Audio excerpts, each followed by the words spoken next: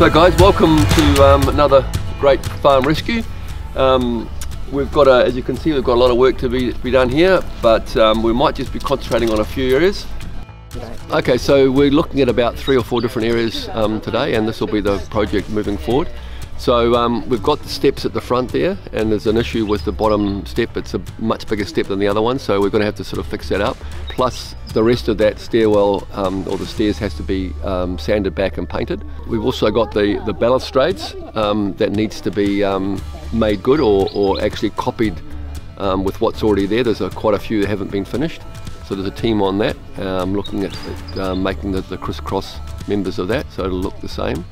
And then there's a problem with the decking this end, so as you notice there's big holes there. And also the west end of the veranda, it just falls into nothing. So, and we have to, that end is collapsed, so we have to make sure we shore that up properly before we actually sort of start any repairs. So they're going to grab one of the big posts out here, pull it out of the ground, and there's a post missing.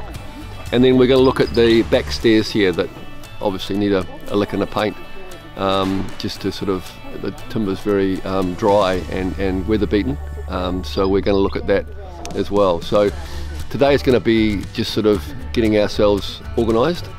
The timber hasn't arrived yet, so that's coming this morning from Barcaldine, so I'm going to go in with Kevin. When I retired, I didn't really want to retire. I was sort of forced into it because the company I was working for went out of business, and at my age no other companies really wanted to know. Well, I've got a terrific amount of skills and abilities that I've picked up over the years, and I thought it was something to do to put that to use. At Malls and Mitchell, the houses were, well, not houses, they were farm sheds that were converted into homes. The people working on this is completely different, and it's really interesting being involved in a work on a historical property. I feel, well, I'm retired now and feel I'd like to give something back to the community. I saw donated to by a bale several months back, and explored the website and said to my hubby that this is something that we could both enjoy and get you outdoors, meeting people, travelling through the country, absolutely loving it. The things we've experienced on these farms and the dairy farms, the sheep stations, this is an amazing place. I don't even know if we would have even picked to even have come this far. Like we're so used to sticking to the coast, and this has actually helped us actually come inland and experience a totally different way of life. We put our hand up for this farm rescue in Queensland, having no idea where it really was, or what sort of works are required or the likes, and so we started on our journey, and 3,080 kilometres later we arrive to an absolute Beautiful, soulful part of Queensland that is just majestic and amazing, isn't it? And the people. I was a little bit sceptical at first because you got a whole heap of people that you haven't met, and I kept saying to Grant, oh, how many tradesmen are amongst these people, you know? I know when people want to help and volunteer, you generally get more chiefs and not enough Indians, and you see that happen quite often. But I tell you what, they've just opened my eyes up, this team, they really have. I was just telling Tracy, you come over here and everyone's just doing their bit and they're all happy, and it's just like a role. Everyone's just, well, to me, I'm hoping they're enjoying it.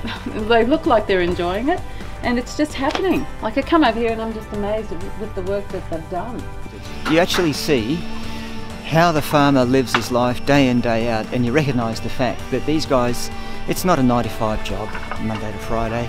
You know, these guys, it's their entire life. It's in their blood, and it's got to be in their blood, otherwise you wouldn't do it.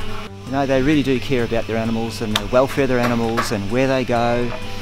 And it stresses them big time to know that certainly the 2 cases that we've been at previously, where they're hand feeding them and they're very watchful over them, and they just don't like having to knock off a an animal because it's got to the point where it can't survive. It's awful.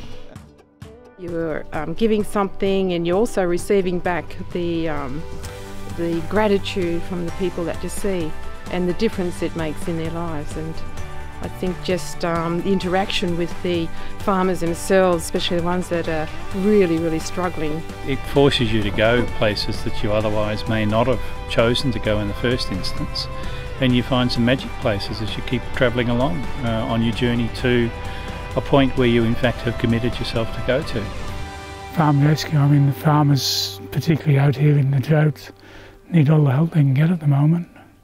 It's just, yeah, we're going to have memories forever and friendships forever, and it's amazing. It really is.